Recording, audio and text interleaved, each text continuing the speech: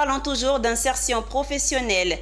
La salle du centre culturel Jean-Baptiste Moquet de Grand Bassam a accueilli le lancement des travaux de la phase pilote du programme national Passeport Compétences, présidé par le président du conseil régional du Sud Comoé, un programme initié par la directrice générale de l'Agence nationale de la formation professionnelle et le président du conseil régional du Sud Comoé pour le paysage de la formation professionnelle ivoirienne.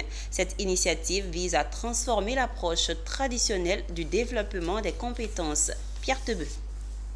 Ce programme s'inscrit dans une démarche renouvelée de la formation professionnelle en proposant un dispositif intégré reposant sur 3 piliers fondamentaux.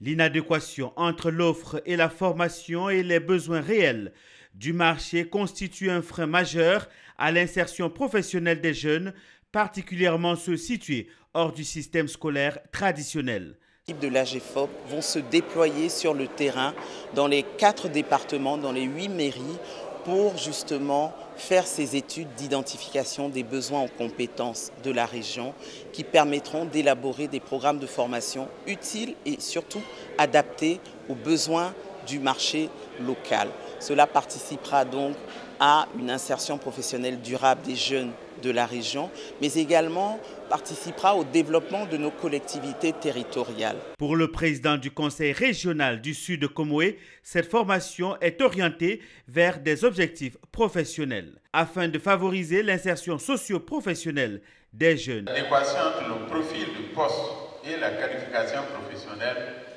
reste une problématique centrale. Il en est de même pour le taux emploi. Il faut donc promouvoir une formation orientée vers l'objectif professionnel qui favoriserait une insertion professionnelle durable. Les perspectives, c'est de réaliser ces études d'identification des besoins en compétences ici dans le Sud Comoé, de pouvoir le faire d'ailleurs sur l'ensemble du territoire. Quelques secteurs prioritaires ont été identifiés. L'agriculture, le tourisme, la restauration, l'agropastorale ou encore mines et pétrole.